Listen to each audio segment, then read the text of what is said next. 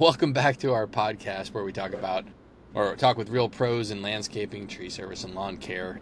The ones who are out there building strong local businesses the right way. I'm Matt Penchuk. I am the co-host and also one of the owners of Search Strategy Marketing, and I'm joined by my friend and co-host Anthony Hilb, owner of Anthony's Lawn Care and Landscaping in Bloomington, Indiana. This isn't just another tips and tricks podcast. We're really digging into the real stories behind growing this blue collar business and the wins, the screw ups, the lessons that are learned the hard way. So if you're really trying to grow your company, get better leads, build a solid team, and actually enjoy the ride, I think this is a good place for us to be. So let's get into it. And just Anthony, last time we talked, you talked about how you got started with you were on had your minivan and a mower, and you were just kind of pushing along, and you had all these ups and downs. And I think the last place we left off, if you recall, was just about what it was like building a team, and what does that what does that mean to you? How'd you get your first employees? How do you incentivize? How do you create a culture? We've talked about it on the side a little bit, but I'd love to just hear more and jump in there. Yeah. I mean, again, thank you for having me, Matt. And again, Anthony with Anthony's Lawn Care and Landscaping. And our first employee we had a couple part-time, maybe the summer of 2012 and the summer of 2013. But, they only worked a few weeks with us during the summer. So the first real employee we had was in 2016 because I took little breaks basically for a year and a half where I had an office job, and I still kept a few of my clients with Anthony's. And in 2016, we really decided to go full speed ahead with all of this. And we had our first employee, sometimes full-time, sometimes part-time.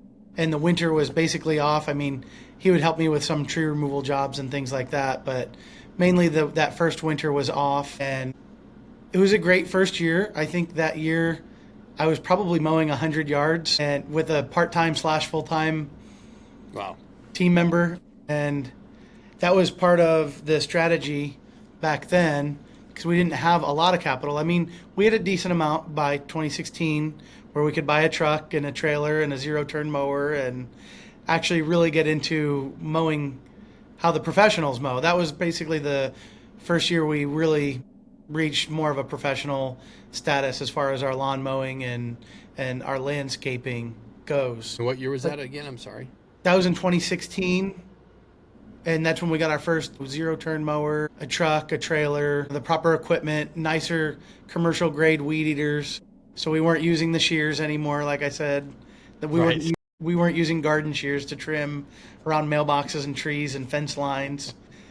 I mean, we had nice push mowers at that point, Right. Nice weed eaters. We got our first backpack blower that year, and that was exciting because remember I mentioned I was using a push broom to get the grass off of the non-turf areas, and then I think we purchased a handheld blower first, and then we upgraded to the backpack blower that year. And funny story, in the earlier days in 2012 and 2013, the first blower I actually started with, the leaf blower I started with, was an electric one that you plug in. So I had this giant extension cord that I would plug into the client's house. I mean, we're talking the most resourceful situations here at first. But so in 2016, first backpack blower, real equipment, really getting clients. I think we built up, like I said, I think we were mowing about 100 lawns per week that year, plus some landscape projects. And it was just the two of us, mainly me. Mm-hmm. And so building a team, Brian Tracy often says they're responsible for 80 to 90% of your results. So we've also been really fortunate with, especially the top team members we have, the guys that have been with us for 3, 4, 5, and 6 years, and gals, because we have one female that has been with us for 5 years and another one that's been with us for 3 and another one for 3. And they've been, I mean, doing the office work and handling all the calls and not letting them go to voicemail. And if they do, they call back right away. That's been a huge advantage for us from a customer service standpoint. And building a team for me, by the time it was a really good team we could count on, that took 5 years. I mean, it really took 5 years. So year 2 and 3, I mean, we'd hire someone to help with the phone calls and emails, and they would just answer the phone like they didn't want to. Yeah, what can we help you with? You know, it wasn't the level of professionalism. It's kind of like the push broom versus the backpack blower. Sure. With, I get it. With team members, and we've always wanted to cut team members in on the deal, and we've done that, especially with our top performing employees, where they make double what a lot of other people who do what they do at other landscape companies would make, because I've always believed in a profit sharing model, and I've always believed that if you pay someone well, they'll want to work hard and stay. Now, that theory doesn't actually always hold up, by the way. Right. Some people actually work less or want to put 1 to 2 days. They want to work 3 or 4 days instead of 5 or 6 now because they make enough money in 3 or 4 days. So it doesn't, right. Which doesn't even really help them at that point because they just go back to making the same thing anyway. But when I first tested that theory, I thought for sure if you pay people really well, they'll just do a great job. You know, and that wasn't the case. It was the case. It's been the case, I would say, 30 to 40% of the time. Right. So it begs the question is, who are those employees that it works for? What kinds of employees? What are the telltale signs? And then, let's just start there. Usually they have experience. Usually they have a lot of real world experience and they've had other jobs as a strong point of reference. So they have more context. They've worked at other companies, or they've owned their own small company, and they've seen kind of the dark sides of all that, where they don't take it for granted. If it's someone that's younger, sometimes they just don't know any better because they haven't had other jobs, so they just take it for granted. And the theory doesn't really hold up with the younger generation as often, but it still does. I'd say about 20% of the time. But when you're going into a situation and you think, as long as we pay as well as we can and more than any other landscape company, everybody will work hard. And then that theory only holds true 30 to 40% of the time. That's still kind of a wrench in the business plan, right? Yes. So for sure. To really develop, but it's always been people who are really experienced and they're grateful and they know they're making more for sure, because they're making more than they made at the last 3 or 4 landscape companies they worked for. And some of the younger guys that aren't grateful for that, they're comparing to their friend who maybe they're in a union with a huge plumbing company, or they're a lineman, doing line work and in a union as well. And so they think that they should make that here, but industry standard, there's only so much you can do depending on what industry you're in. There's always that, you can do a Google search and say, what does the average teacher make? What does the average engineer or doctor make? What does the average, and they have all these charts and line graphs and bar graphs and everything else. And I think it's true in this industry as well. If you're working for a locally owned landscape company, there's economics, there's the equilibrium, like there's the maximum amount that you can really charge. And, for example, if it's a small 0.3 acre lawn, you'll be pressed to find someone that would hire you for $250 per mow. There's still going rates. There's still economics and equilibriums and bell curve. There's the whole thing going on there of what's the industry average. Because if clients get 3 or 4 estimates and you're triple or quadruple everyone else, maybe 3% of them will go with you just because they're just the kind of people that go with the highest bid. But is that going to keep your team of 10 people busy year round? No, because you're not going to have the volume of work you need to keep a team like that going year round. So, having the right pricing models, and because we blend stability with pay. So we want everyone to make a lot, but we also want them to have stability in their job, not, oh, well, we're paying you so much, the company's going to run out of money in 4 months. So I hope you enjoy the next 4 months, right? So how do you incentivize somebody to say, all right, I'm going to give you a decent base so you can have a livable wage? I'm putting words in your mouth, but how do you balance that? What's the incentive that you can give them above and beyond to compensate them and keep them happy and keep them with you? Because I know that just how much time it takes to find somebody, hire somebody, or interview, hire, onboard, and ultimately get them into their job. It can be quite expensive. So what do you do to incentivize them to stay? So sometimes there's just no way. There's no way to incentivize certain people. There's just no amount of freedom, no amount of pay. There's nothing you can really do. The thing I like to do when it comes to incentivization is being 100% transparent about it, about what we can realistically make, what areas where we can grow. And if we become experts in this, if we increase our efficiency and quality with hardscaping, you could, some people are so good at hardscaping, you could actually pay them more while they're on a hardscaping job versus a spring cleanup, kind of just small maintenance landscape job, trimming shrubs, hauling leaves away, installing mulch. So you can have sliding scales in that way, where if it's a big hardscaping project for a commercial client who's paying well, you could get up to 30 or 50% more than what your regular pay is for just general landscaping. And we haven't applied that model too much just yet, but it's something we want to roll out in the future. So there is incentive for higher skilled labor and work. But yeah, I'm just fully transparent, and a lot of people really like that because they know what to expect. It's the same thing we do with clients. There's a lot of clients that appreciate us setting a realistic expectation. When we say, hey, it might take 3 to 5 years to really get a nice thick lawn to be growing in this shaded backyard, with your dog running around, because the dog running around on it doesn't really get much sun. So we need a full shade seed. Around our part of Indiana, we've noticed sometimes that takes a little bit longer to grow. But with the client, we're just upfront and set realistic expectations. And that's not necessarily an incentivization, but it's so upfront where people know what they're going to get. I think really good employees appreciate that. Yeah, then there's the freedom part. If they can follow a work order and do what they're supposed to do and communicate with the client in the most optimal way, it can be very hands-off management too if the instructions are followed. And that doesn't obviously happen either. But like I said, there's been luck involved where there are situations where there wasn't really incentivization in the early days, but really talented people just decided to stick with us because they like the culture.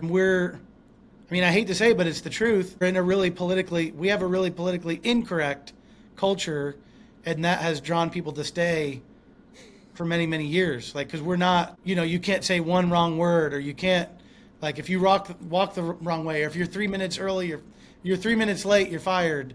We don't have that kind of company culture. But at the same time, in a positive way, we do have more grace. So, we give people a lot of chances if they're late or miss a day, as long as they communicate with us. Now, we can only take that so far, but we're not your typical business that, you're late 2 times in 6 months, you're fired. We don't do that because we know that's not actually realistic. And that's another thing that's good about our culture. There's a certain level of tolerance and leniency that is counterintuitive, where a lot of people would think that's a terrible thing. But for us, our company culture has been one of our greatest assets when it comes to all that, and being, and able to do that. Where does that come from? Where did you come up with your company culture? It's organic. I've been 100% transparent in myself. And then that, I think, probably inspired other people to do that. So there's a lot of trust that comes with that. When we have someone new come on board, they know that we're being 100% honest, and we're not just making things up or saying what they want to hear. And I do with clients too. It's not one of those Netflix company type cultures where everybody can just rip everybody apart. Everybody can what? Rip everybody apart. It's very cutthroat, I believe. I think No. I read something about it. No, we don't do that. Yeah, it's Well, because sometimes we're training and developing. We still right. have to train and develop the right people, and we know at that point that that's an investment and a cost of doing business. For example, Hmm. when we first started getting into really big patios with hardscaping, our team knows exactly what they're doing. They're just not as efficient at first. Hmm. So we knew what the going rate would be and what it should be. But if we took longer, we wouldn't ask the client for any more money on the bid because we took longer than we thought. I mean, that's at that point, that's on us. We would put a patio at what the going rate would actually be and how long it should take and the skilled labor required. But we would take that loss and basically write that off as a cost of getting into another hardscaping, not just laying mulch, adding another service. And there's a cost of doing business there, Sure. and it's the same thing with new employees. Yeah, well, I wanted to. We'll come back to this. I want to come back to the employees, but you hit on something. You've said it a couple times, and I know that people who are going to be watching this are going to say, "Well, I want to do more commercial patios and Mm. hardscaping, or larger patio jobs, 10,000 to 70,000, sort of the sweet spot, perhaps. Hmm. I mean, the big whales aren't the ones that they want, but tell me what your approach is in getting those, and who's your preferred person to work with to help you get the business. So I would say property management companies that are locally owned Hmm. because it's almost like working with a residential client where they're okay to pay the 50% deposit.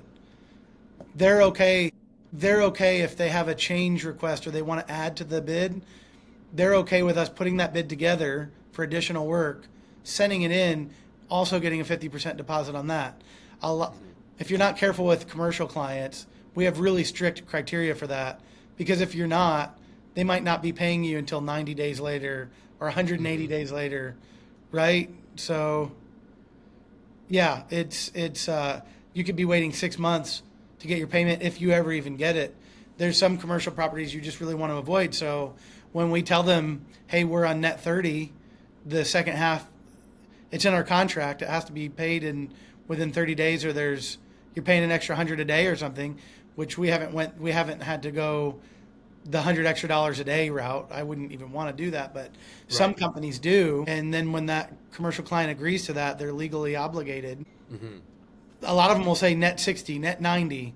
So there are certain criteria to avoid because you have to float that expense. Hmm. So if you do a $200,000 job for a commercial client and they don't pay let's say they don't even pay the 50% up front and you just get excited because it has a big dollar amount on it.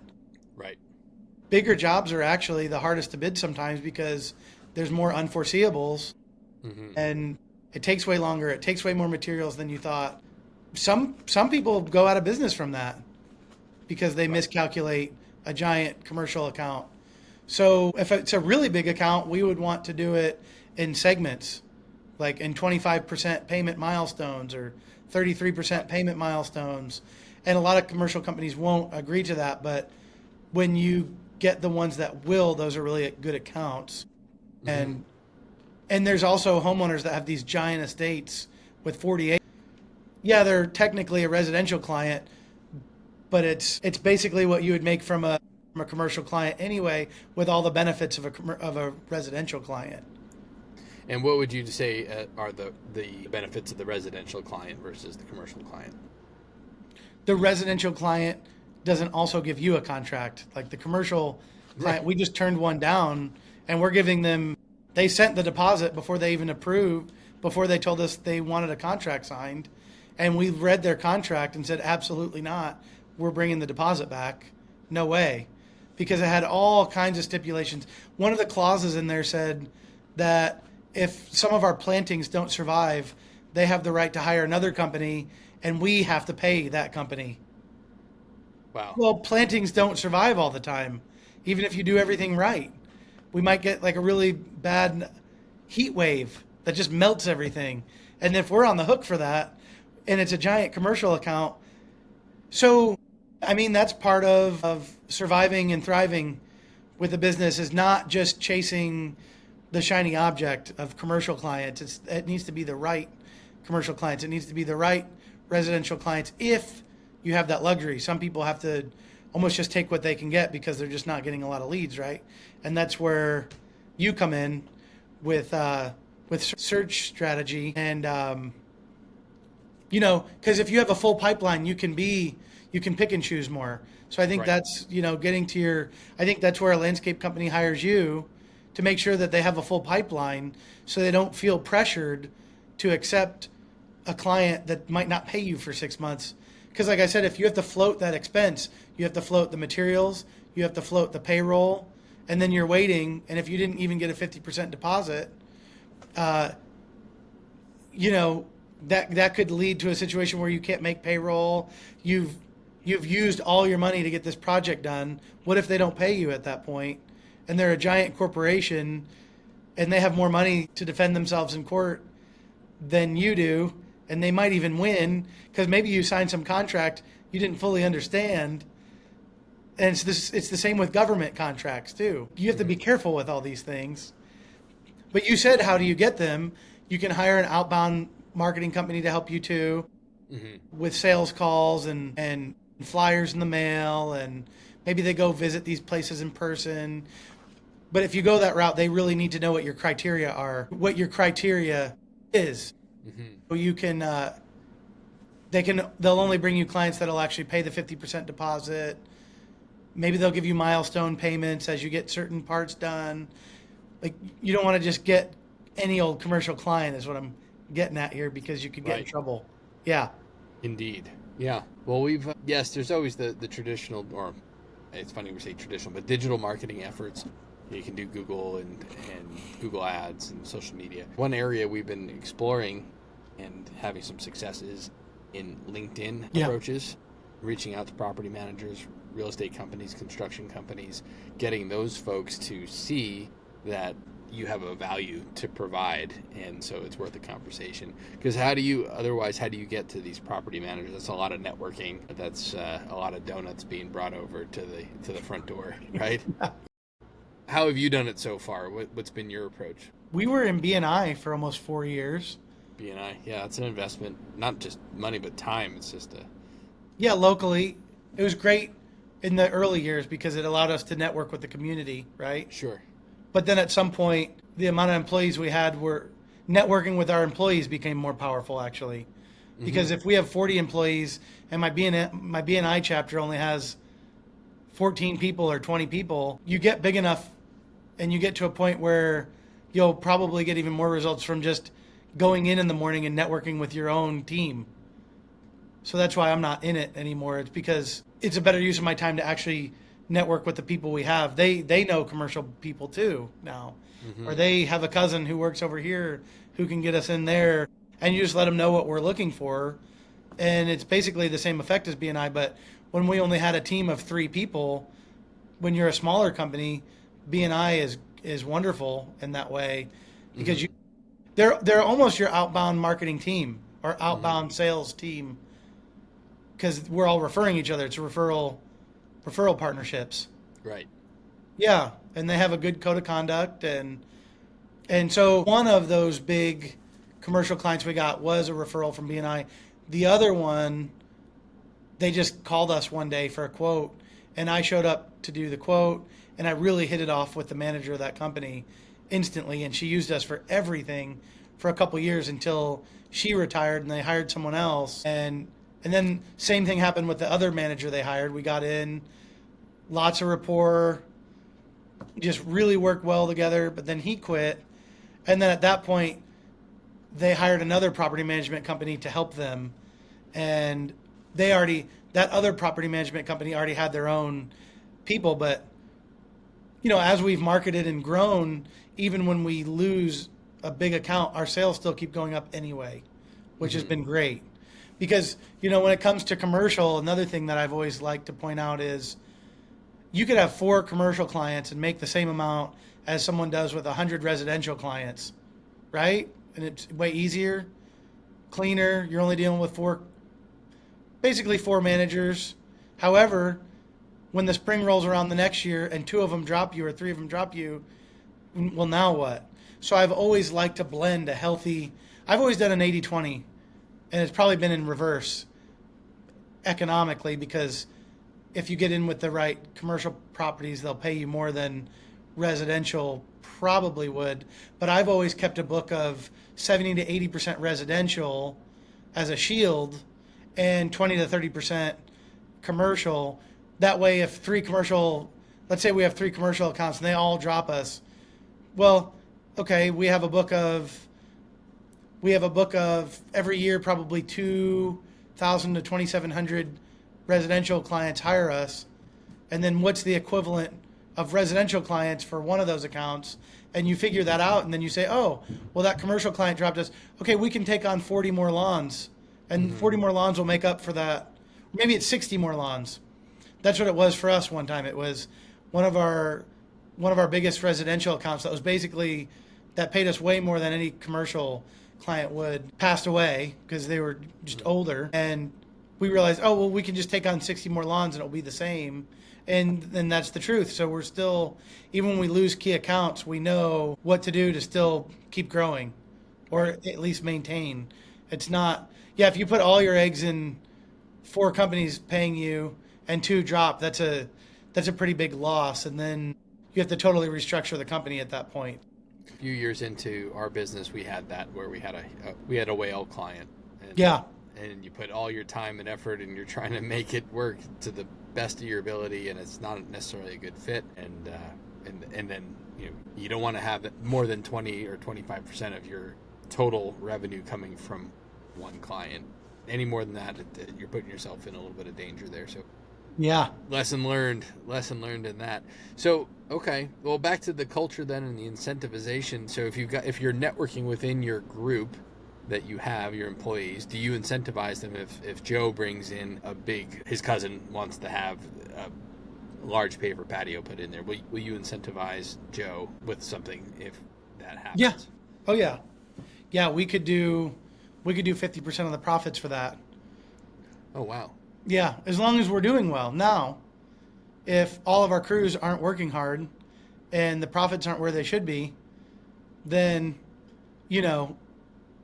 it's not going to be 50%. It might be 10 or 20%. Mm-hmm. But if the company can afford 50%, we will.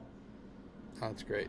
Well, that'll keep people happy and sticking around and looking for opportunities. Yeah, and we also give bonuses when an employee finds another employee. All of our best employees have been referrals. Yep, they've all been referrals. So we do a referral bonus for that. If they refer an employee, if someone refers a new employee and they're doing a great job and they stay for more than 6 months, right? They get a nice bonus for that. And I have a tree trimming client, a tree trimmer who has a team. They're running a little slim right now. They're in the North Carolina area. A lot of people are real busy still with a lot of work from Helene. But what are your best practices for attracting besides referrals? What other ways have you gotten people to come to your team? We go through Indeed. Okay. And they favor you if you pay a higher amount for promotion, because that's just how it is sometimes. Sure. They'll move your listing further up and you'll get higher quality people applying. And what we do is we put a wait list together. Like, even if we aren't hiring, we'll keep that ad going. And then when we do need someone, now we have 100 people that have applied or 500 people that have applied. And we still do interviews even if we're not hiring, and keep them on a wait list, and then call 200 people or text them, hey, we have a spot that open if you want one. And we just keep doing that. And then it's easier when you have a big waiting list of people that have applied, and we're upfront with them about that. We'll say, hey, we're interviewing for our wait list. This isn't something that you're going to have a job in 2 weeks from now. This is if a key person drops and we need to fill that spot.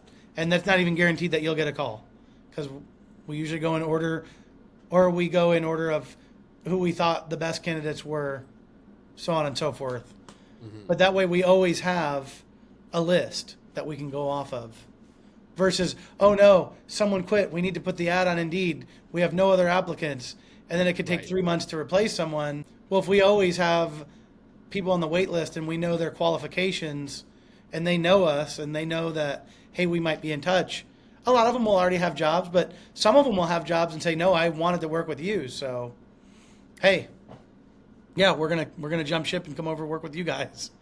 Good. So, but yeah, that's been key for us is having that list of people we can call on. Okay, indeed. All right. Craigslist, has that worked out at all for you? Any of the other? Or I think we might have had okay. one or two. Yeah, and actually, this is funny. One of the employees that just didn't fit the culture at all, late all the time, was a tree climber, and to really be efficient, we need the start early in the morning and work until 4 or 5. It can't Okay. be this start at noon. But we didn't have any other tree climbers at the time, and I was still tree climbing too, getting trees down and using the lift and all that. But I got to a point where my schedule was just totally filled with estimates all day.